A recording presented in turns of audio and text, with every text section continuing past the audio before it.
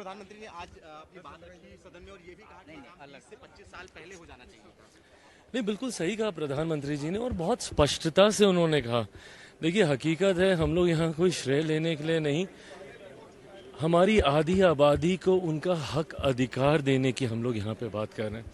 और मुझे नहीं लगता कि इससे ज़्यादा कैंडिडली पीएम साहब और बोल सकते थे। उन्होंने तो यहाँ तक भी बोल दिया कि अगर आप नहीं करेंगे तो शायद मुझे लाभ हो जाएगा। बट हम लोग किसी लाभ नुकसान की हम लोग बात नहीं कर रहे हैं।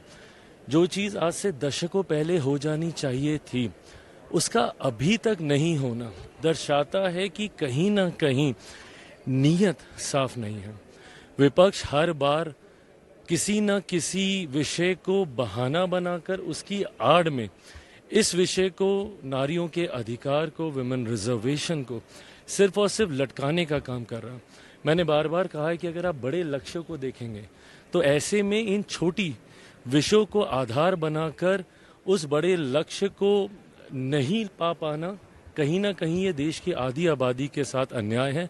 और इन बातों को बहुत स्पष्ट तरीके से प्रधानमंत्री जी ने कहा और बहुत विनम्रता से सबसे आग्रह किया। और मैं भी आग्रह करता हूं कि सबको ऐसे विषय पर एकजुट होकर, एकत्रित होकर बड़े लक्ष्य की ओर अग्रसर होना चाहिए और आधी आबादी को उनका हक अधिकार देना चाहिए। अखिलेश यादव जी का कहना है कि मुस्लिम महिलाओं के लिए अलग से प्रावधान होना चाहिए। अब यही है ना कि जिस संसद में हम लोग बैठे हैं, आज प्रधानमंत्री जी ने, और ये मुझे लगता है जितने भी फर्स्ट टाइमर्स मेंबर पार्लियामेंट है, यंगस्टर्स हैं, उनके सीखने की ज़रूरत है उनको।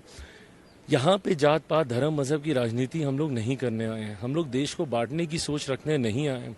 यहाँ पर जिसने हमें वोट दिया उनका तो संरक्षण करना ही है, बट जिन्होंने नहीं भी दिया है उनके भी संरक्षण, उनके भी हितों की बात हम लोग को यहाँ पर करने की ज़रूरत है।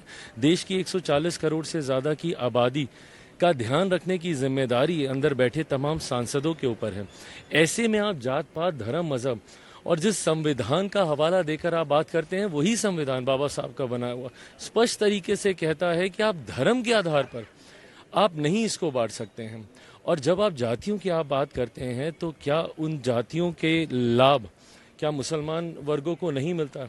बट अगर आप उसको फर्दर बाइफर्केट करना चाहेंगे और धर्म को आधार बनाना चाहेंगे तो ये सोच गलत है।